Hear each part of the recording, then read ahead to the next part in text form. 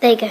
Right, as I was saying, I've challenged conventions with the artists, as here you can see a medium close-up of two artists in one picture. Here I've liked to box them out, it shows more organisation I think. So I've got a close-up here in a square box, and I've also got a medium mid-shot in a little rectangle box.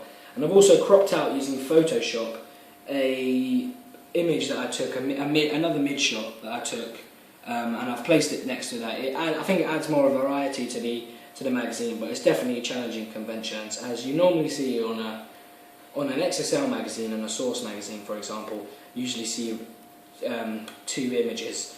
Here I've put 3. On contents pages you do see a few images, and there is more than obviously the front page. However, these artists pictured here are not the headline artists, as having the headline artist through 3 pages I think is a bit too much. If you go onto the double page spread and you've got them on the masthead and you've got them on the contents page, I think it's a bit too much.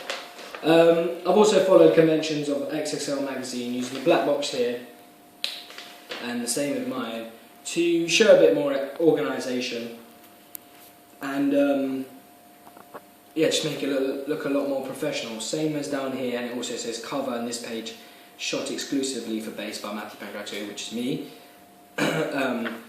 which is the same down there. The contact, what I've left out is the page number, the date, and the website address. I don't have that on there, but they know the website address, and I have the date at the top right hand side, as well as which show the date. So this following another convention there. I've used the arrows. It just adds another dimension to the magazine contents page.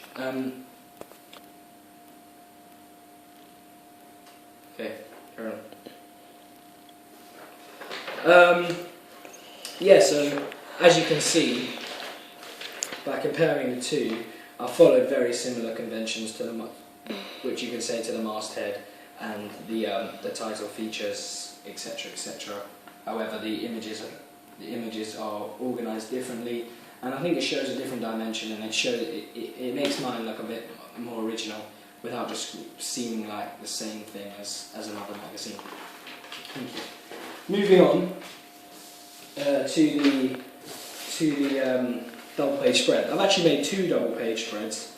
As the first one, you could say I didn't really take much consideration into the page split, as where the page splits, the writing is also going to be split, so the big quote that goes along, which is a convention in a magazine. However, I've more developed it, as you don't necessarily see a quote going all the way across the top, especially not 2 quotes going all the way across the top.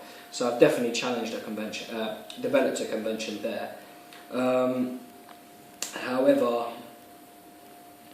the 2 images here, one of the images is going for the page split, which is you don't necessarily have, because the page split will cut out the actual person's body.